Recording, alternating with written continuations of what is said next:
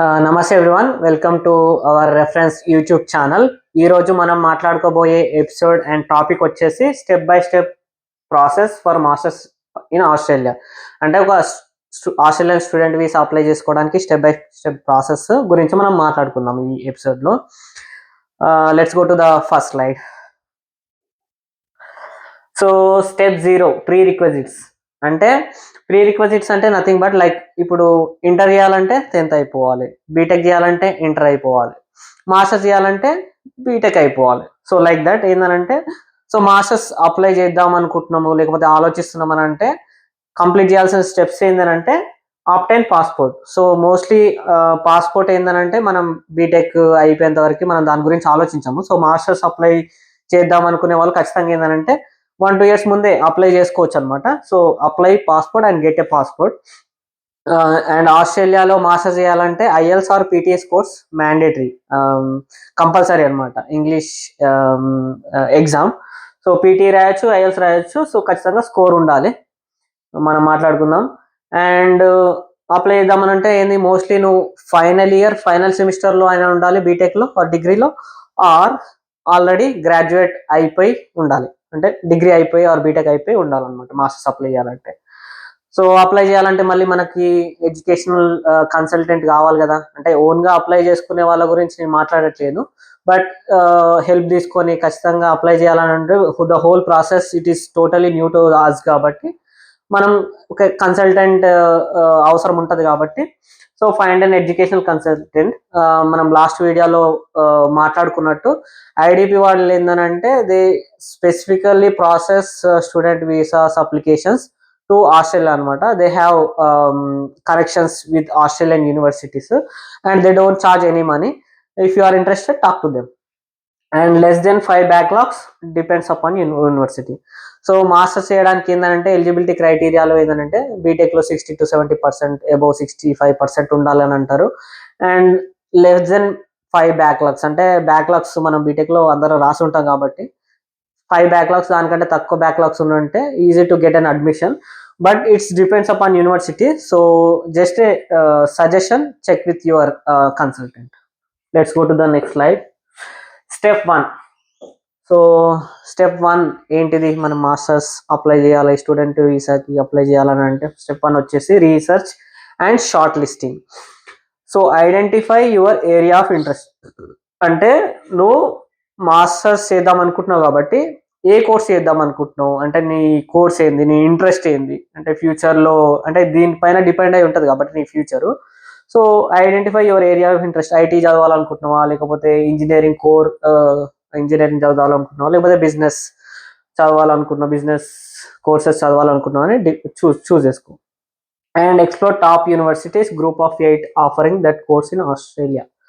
So ఆస్ట్రేలియాలో ఏంటంటే G8 Jio group of 8 universities అని చెప్పేసి ఒక 8 యూనివర్సిటీస్ ఉంటాయి అనమాట. University of Adelaide, university of Sydney, university of Melbourne, ఇట్లా యూనివర్సిటీ ఆఫ్ క్వీన్స్లాండ్ అని చెప్పేసి అవి టాప్ యూనివర్సిటీస్ ఇన్ ఆస్ట్రేలియా. నువ్వు ఆ యూనివర్సిటీస్లో నీకు అడ్మిషన్ వచ్చేసి ఉందనుకో, నీకు higher chances of getting student visa easily. Okay. So first A course చేద్దాం అనుకున్న, ఏ ఏరియా చదువుదాం అనుకున్న డిసైడ్ అయిన తర్వాత ఏంది యూనివర్సిటీ చూస్ చేసుకో. గ్రూప్ ఆఫ్ 8 అనేది top universities in Australia. And global rankings, course content and specialisations అనమాట. ఇన్ కేస్ ర్యాంకింగ్స్ చూడాలనుకుంటే you can find it online. And వెబ్సైట్కి వెళ్ళి కోర్స్ కంటెంట్లోకి వెళ్ళి చూసుకో ఏమేమి సబ్జెక్ట్స్ ఉన్నాయి, మనం చేయగలమా, పాస్ అవ్వగలమా, లేకపోతే ఈజీగా హార్డా అని ఒక అంచనాకు వచ్చిన తర్వాత డిసైడ్ అవ్వు. And look for universities offering scholarship for international students. So most of the universities ఏంటంటే ఖచ్చితంగా స్కాలర్షిప్ ఎంతో కొంత ఆఫర్ చేస్తూ ఉంటాయి అన్నమాట. సో మీ ఫినాన్షియల్ క్యాపబిలిటీని బట్టి, మీ దగ్గర ఉన్న ఏంటిది ఆల్రెడీ బీటెక్లో పర్సంటేజ్ ఆర్ ఐఎల్ స్కోరు, వీటిని బట్టి డిపెండ్ అయిపోయి మనకు స్కాలర్షిప్ వస్తుంది. So look for universities. Scholarship కొంచెం ఎక్కువ వచ్చింది అనుకో, it will decrease burden on you అనమాట.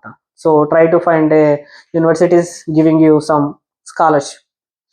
Ensure your course is CRICOS registered for visa eligibility. నువ్వు వెబ్సైట్కి వెళ్ళి, యూనివర్సిటీ వెబ్సైట్కి వెళ్ళి ఆ కోర్స్ ఓపెన్ చేస్తే కింద క్రికోస్ రిజిస్టర్డా లేదా అని చెప్పేసి చెప్తుంది. ఇది ఏంటంటే వీసా అప్లై చేయడానికి ఖచ్చితంగా క్రికోస్ రిజిస్టర్డ్ కోర్స్కి అప్లై చేయాలి. ఏదో చిన్న కాలేజీలలో ఏదో మామూలు కోర్స్ ఏదైనా అప్లై చేసిన అనుకో, మళ్ళీ అది క్రికోస్ రిజిస్టర్ లేదనుకో అసలు నువ్వు అప్లై చేయడానికి ఎలిజిబిలిటీ కాదు. So make sure you check your course is eligible for applying for visa. Next slide వచ్చేసి స్టెప్ 2, చెక్ ఎలిజిబిలిటీ. సో మరి మాస్టర్స్ అడ్మిషన్ కోసం ఎలిజిబిలిటీ చెక్ చేసుకోవాలి కాబట్టి మినిమం మనం మాట్లాడుకున్నట్టే బ్యాచిలర్ డిగ్రీ ఉండాలి. మినిమం 60 to 70, అంటే మినిమం చెప్తున్నా 60%, 65, 70, ఇంకెక్కువ ఉంటే it is easy to get an admission into university అనమాట. ఇంగ్లీష్ రిక్వైర్మెంట్ ఐఎల్స్లో అయితే మినిమం 6.5, 6 వచ్చినా కొన్ని కాలేజెస్ ఆఫర్ చేస్తూ ఉంటారు. బట్ ప్రతి యూనివర్సిటీ వెబ్సైట్లో ఆ కోర్స్కి ఎంత ఇంగ్లీష్ స్కోర్ రావాలి అనేది అందులో రాసి ఉంటుంది, చెక్ చేసుకోండి. బట్ మినిమం అయితే 6.5, అదే పీటీయూలో అయితే 65 స్కోర్ చేయడానికి ట్రై చేయండి. My personal suggestion, make it above 6.5. Individual బ్యాంక్స్లో కూడా 6.5, అంటే listening, reading, writing, speaking 4 bands ఉంటాయి కాబట్టి ఇండివిజువల్ బ్యాంక్స్లో కూడా 6.5 or above or 65 or above తెచ్చుకోవడానికి ట్రై చేయండి. ఎందుకంటే మోస్ట్లీ నీకు 65 ఇయర్స్ అనే అన్ని కోర్సెస్కి, అన్ని యూనివర్సిటీస్కి ఎలిజిబిలిటీ ఉంటుంది అనమాట. So try to get above this. Some courses may require work experience or portfolios. దీని అర్థం ఏంటంటే కొన్ని కోర్సెస్కి ఏంటంటే ఎక్స్పీరియన్స్ అడుగుతాడు, ఎందుకంటే కొంచెం అడ్వాన్స్ కోర్సులు కాబట్టి. ఇప్పుడు ఏఐలో or machine learning, some of the universities ఏంటంటే మామూలుగా బీటెక్ అయిపోయిన తర్వాత వచ్చిన స్టూడెంట్స్ చదవడం కొంచెం కష్టమైతే అని చెప్పేసి వాళ్ళు వర్క్ ఎక్స్పీరియన్స్ ఉన్న స్టూడెంట్స్కి అఫర్డ్ చేస్తారనమాట కోర్స్ వచ్చేసి. అలాంటప్పుడు వర్క్ ఎక్స్పీరియన్స్ అడుగుతారు. So have a look into it and then check if the course qualifies for post study work visa. Mostly masters apply చేసే కోర్సెస్ అన్ని కూడా మనకు పోస్ట్ స్టడీ వర్క్ రైట్స్కి ఎలిజిబిలిటీ ఉంటుంది, but check with your consultant. Step 3 వచ్చేసి prepare and submit applications. So collect academic transcript, degree certificates and CV. CV అంటే ఏంది? Resume కావాలి. అండ్ బీటెక్, ఇంటర్, డిప్లొమా అయితే డిప్లొమా, అండ్ స్కూల్ మెమోస్, ఈ అన్ని memos, transcripts, అన్ని educational documents అన్నీ ఖచ్చితంగా అవసరం అనమాట. ఏంటి? మనం వీసా ఫైల్ చేయడానికి. And right A statement of purpose and get letters of recommendation, LOR. Statement of purpose అనేది ఏంటంటే వార్డ్ డాక్యుమెంట్, అదొక టెంప్లెట్ ఉంటుంది. మన ఎడ్యుకేషనల్ కన్సల్టెంట్ ఎవరైతే ఉన్నారో వాళ్ళు మీకు ప్రొవైడ్ చేస్తారు. కాకపోతే దాన్ని ఎడిట్ చేయడము అంటే ఏం లేదు. అంటే స్టేట్మెంట్ ఆఫ్ పర్పస్ అంటే అంటే నువ్వు ఆస్ట్రేలియాకి మాస్టర్స్ చేయడానికి ఎందుకు వస్తున్నావు అనేది మనం 2000 words 1500 words ఎక్స్ప్లెయిన్ చేయాలన్నమాట. Why you want to come to Australia, ఇదే యూనివర్సిటీ ఎందుకు, ఇదే కోర్స్ ఎందుకు, తర్వాత మాస్టర్స్ అయిపోయిన తర్వాత నువ్వు ఏం చేద్దాం అనుకుంటున్నావు, ఇవన్నీ ఏంటంటే స్టేట్మెంట్ ఆఫ్ పర్పస్లో you have to explain yourself. Letter of recommendations, LORs ఏంటంటే మనం బీటెక్ చదువుకున్న కాలేజ్ ఆర్ డిగ్రీ కాలేజ్ చదువుకున్న కాలేజెస్లో ఏంటంటే లెటర్ హెడ్ ఉంటుంది కదా, వాళ్ళ కాలేజ్ నేమ్ స్టాంప్ తోటి లెటర్ హెడ్ మీద సో అండ్ సో శివ అనే స్టూడెంట్ మా దగ్గర ఈ కోర్స్ చదివిండు, లేకపోతే ఈ సబ్జెక్ట్స్ చదివిండు, is a very good student అని చెప్పేసి మనకు రాసి స్టాంప్ వేసి ఇస్తారనమాట. అవి అట్లీస్ట్ 2 to 3 ప్రతి యూనివర్సిటీ రిక్వైర్మెంట్ ఉంటుంది. సో లెటర్ ఆఫ్ రికమెండేషన్స్ నేను మన కాలేజ్ నుంచి తెచ్చుకోవచ్చు. Apply directly to the university websites or through official agents. So అన్ని ఇన్ఫర్మేషన్ కలెక్ట్ అయింది, డాక్యుమెంట్స్ వచ్చేసినాయి, స్టేట్మెంట్ ఆఫ్ పర్పస్, LORs తెచ్చుకున్నావు, so IELTS score, PT score కూడా రాసినావు, ఏదో ఒకటి రాసిన తర్వాత ఏంటంటే నువ్వు అడ్మిషన్ అప్లై చేసుకుంటావు అనమాట. యూనివర్సిటీ వెబ్సైట్కి వెళ్ళి డైరెక్ట్ అక్కడ అప్లై చేయొచ్చు. లేదు అని అంటే మనం ఆల్రెడీ ఎడ్యుకేషన్ కన్సల్టెంట్స్ త్రూగా అప్లై చేస్తున్నాం కాబట్టి వాళ్ళు అప్లై చేసేస్తారు అనమాట మన తరఫున.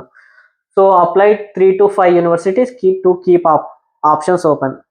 అంటే ఓన్లీ ఒకటే యూనివర్సిటీ ఆర్ 2 యూనివర్సిటీస్ అప్లై చేసుకొని కూర్చోవద్దు. మినిమం 3 యూనివర్సిటీస్ అప్లై చేస్తే వాడు నీకు ఆఫర్ లెటర్ ఇస్తాడు అనమాట. అప్పుడు నువ్వు చూస్ చేసుకోవచ్చు. మళ్ళీ ఒకటే యూనివర్సిటీ అప్లై చేసి మళ్ళీ వాడు నా అన్ని సీట్స్ ఫిల్ అయిపోయినాయి అని చెప్పేసి నీకు సీట్లే ఇవ్వలేదు అనుకో, అది ప్రాబ్లం. కాబట్టి ఓ 3 to 5 యూనివర్సిటీస్ అప్లై చేసినావు అనుకో, ఏదో ఒక యూనివర్సిటీలో నీకు నచ్చిన కోర్స్ వస్తుంది. You can choose and you can proceed with that one. Step 4, receive offer letter. So నువ్వు అడ్మిషన్ కోసం నీ అప్లికేషన్ సబ్మిట్ చేస్తావు కాబట్టి యూనివర్సిటీస్కి కండిషనల్ ఆర్ అన్కండిషనల్ ఆఫర్ అని అంటాం అనమాట. కండిషనల్ అని అంటే కండిషన్స్ తోటి నీకు ఆఫర్ లెటర్ ఇస్తాడు. అంటే నీకు అడ్మిషన్ ఇచ్చిండు బట్ కండిషన్స్ పెట్టిండు. కండిషన్స్ ఏంటంటే నీకు పీటీ ఆర్ ఐఎల్స్లో 6.5 బదులు 6 వచ్చినాయి అనుకో, వాడు ఏం కండిషన్ పెడతాడంటే, అరే బాబు నీకు 6.5 మాది క్రైటీరియా, నీకు 6 వచ్చింది, నువ్వేం చేయి మళ్ళీ ఎగ్జామ్ రాసి 6.5 స్కోర్ తెచ్చుకొని ఆ స్కోర్ కార్డ్ని మాకు సబ్మిట్ చేయి, అప్పుడు నీకు అన్కండిషనల్ లెటర్ ఇస్తామని చెప్పేసి కండిషన్స్ తోటి ఇచ్చేదాన్ని కండిషనల్ లెటర్ అంటాము. నువ్వు ఆల్రెడీ అన్ని ఎలిజిబిలిటీ అంతా క్రైటీరియా అంతా మీట్ అయి ఉన్నావు అని అనుకో, అన్కండిషనల్ ఆఫర్ అంటే ఇక ఫైనల్ నీకు అడ్మిషన్ వచ్చేసింది అని చెప్పడానికి దాన్ని అన్కండిషనల్ ఆఫర్ అంటారు అన్నమాట. Conditional same conditional offers may require some pending results are document. Like ఏదైనా నువ్వు కాలేజ్లో ఏదైనా మేము ఇప్పుడు ఫైనల్ ఇయర్ చదువుతున్నావు, నీకు ఇంకా PCCMM రాలేదని అనుకో, బట్ నువ్వు అప్లై చేసినావు, వాడు ఏమిస్తారు ఆఫర్ లెటర్ ఇస్తారు, కండిషనల్ లెటర్ ఇచ్చేసి దాంట్లో ఈ డాక్యుమెంట్ మిస్ అయింది నువ్వు సబ్మిట్ చేస్తే నీకు ఫుల్ ఆఫర్ లెటర్ ఇస్తాము అని చెప్పేసి, అడ్మిషన్ లెటర్ ఇస్తామని చెప్పేసి చెప్తారనమాట. అడ్మిషన్ ఆర్ ఆఫర్ లెటర్లో ఏముంటుంది అంటే ట్యూషన్ ఫీజు ఉంటుంది, కోర్సు డీటెయిల్ అంటే ఎప్పుడు స్టార్ట్ అవుతుంది ఎప్పుడు ఫినిష్ అవుతుంది, అండ్ టర్మ్స్ అండ్ కండిషన్స్ ఉంటుంది, మొత్తం నువ్వు చదువుకోవచ్చు. అండ్ ఫీజు ఎంత పే చేయాలి ఫస్ట్ సెమిస్టర్ అండ్ నెక్స్ట్ సెమిస్టర్స్కి ఫీజు ఎంత అంత మెన్షన్ అయి ఉంటుంది. Accept the offer by signing and submitting the acceptance form. Offer letter పంపిస్తారు కదా, సో మనకు జాబ్ వచ్చిన తర్వాత మనం ఆఫర్ లెటర్ మీద సైన్ చేసి పంపిస్తే అది వ్యాలిడ్ అనమాట. సో అట్లనే మనకు ఆఫర్ లెటర్ వచ్చిన తర్వాత, ఆఫర్ లెటర్ అంటే అడ్మిషన్ లెటర్ అనమాట, అడ్మిషన్ వచ్చిన తర్వాత ఏంటంటే డాక్యుమెంట్ మీద సైన్ చేయడము ఆర్ ఈమెయిల్కి రిప్లై చేయడమో చేస్తే నీకు వ్యాలిడ్ అనమాట, అది యాక్సెప్ట్ చేసినావు అనమాట. నువ్వు pay the initial tuition deposit to secure your seat. అందులో ఫస్ట్ సెమిస్టర్లో నువ్వు ఇంత ఫీజు పే చేయాలి ఈ డేట్లోపు అని చెప్పేసి క్లియర్గా మెన్షన్ చేసి ఉంటాడు. సో నువ్వు ఆ ఫీజు పే చేసినావు అనుకో, ఫీ పే చేసిన తర్వాత ఆ డాక్యుమెంట్స్ని రిసీట్స్ని నువ్వు కాలేజ్కి సబ్మిట్ చేస్తే నీ సీట్ అనేది సెక్యూర్ అయిపోయి ఉంటుంది అనమాట. ఓకే, స్టెప్ 5 ఏంటంటే నువ్వు ఫీజు పే చేసిన తర్వాత ఏంది, COE confirmation of enrolment. So this is the most important critical document of any student visa కోసం అనమాట. COE ఏంటంటే నువ్వు ఫీజు కట్టేసినావు, నీకు అడ్మిషన్ వచ్చింది, నువ్వు ఫీజు కట్టినావు కాబట్టి ఏంటంటే వాడు కన్ఫర్మేషన్ అంటే ఈ ఒక లెటర్ ఇస్తాడు. లెటర్ ఏంటంటే ఈ స్టూడెంట్ ఫీజు కూడా కట్టేసిండు, అన్ని క్రైటీరియా అంతా ఎలిజిబుల్ ఉన్నాడు అని చెప్పేసి ఇస్తాడు. ఇది మనకు వీసా అప్లై చేసేటప్పుడు ఇంపార్టెంట్ డాక్యుమెంట్ అనమాట. After payment the universities issues a COE essential for visa, check all details. అందులో ఏంది నీ name, passport details, first name last name correct ఉన్నాయా లేదా, ఇవన్నీ కరెక్ట్గా చెక్ చేసుకో, ఏం స్పెల్లింగ్ మిస్టేక్స్ లేకుండా, ఎందుకంటే నీకు వీసాలో కూడా ఇబ్బంది కాకుండా ఉంటుంది. Arrange for overseas student health cover.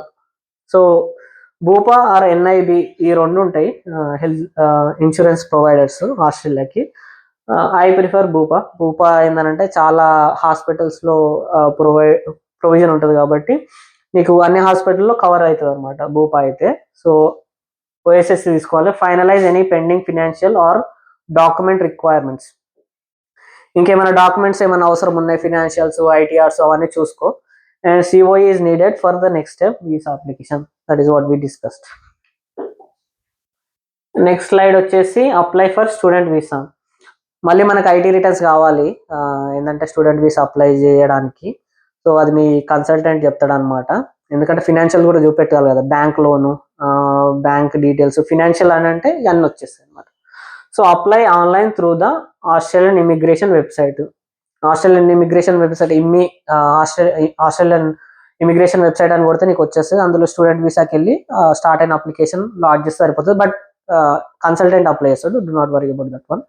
Submit COE financial documents అంటే ఇంక్లూడింగ్ నువ్వు ఫీ పే చేసిందే కానీ, లేకపోతే IT రిటర్న్సే కానీ, లేకపోతే bank loan, bank statements, savings, living expenses కోసం చూపిస్తావు కదా, సో అవన్నీ ఇంక్లూడ్ అయి ఉంటాయి అనమాట financial documents.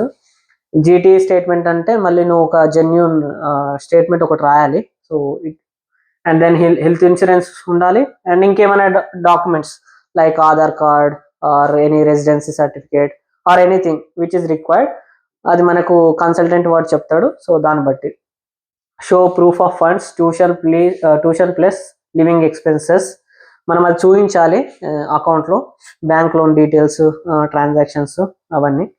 Undertake medical checkup, so medical checkup కూడా ఖచ్చితంగా ఆస్ట్రేలియాకి మ్యాండేటరీ అనమాట. సో మనకి కన్సల్టెంట్స్ వాడు హ్యాప్ ఐడి, హెచ్ఏపి ఐడి అని చెప్పేసి ఒక ఐడి క్రియేట్ చేస్తాడు అనమాట. ఒక డాక్యుమెంట్ ఇస్తాడు.